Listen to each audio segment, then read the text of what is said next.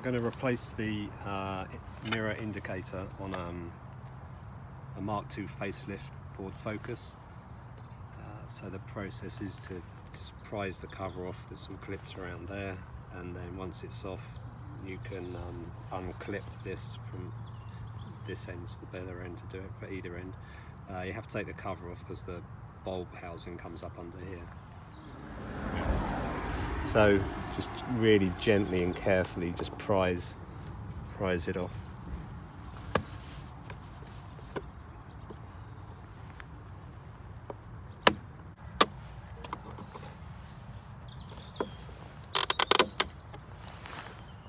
Obviously it's better to do this with a trim tool or something plastic. Ooh. Okay, so that's the cover off, and then you just prise this off gently, and that's the bulb. They just pull out, and then just push the new one back in, clip it back in, and we're done.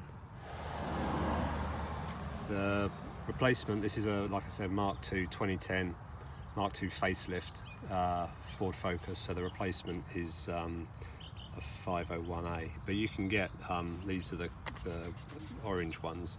You can get different coloured lenses if you want, and you get LED ones that sort of do the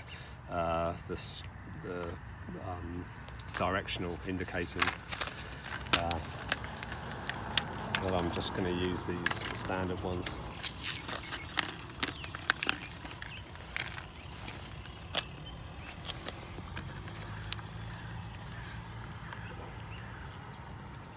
Just slot in there, just make sure it works.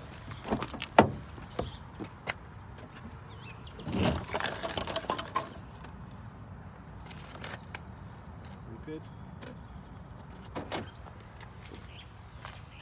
So lens. You can get these second hand on eBay if yours are damaged. This is a bit dirty. For about 10 quid, I think. So this just pushes back on into those slots. Just clip it back in. Put the cover back on. Oops, what am I doing that way?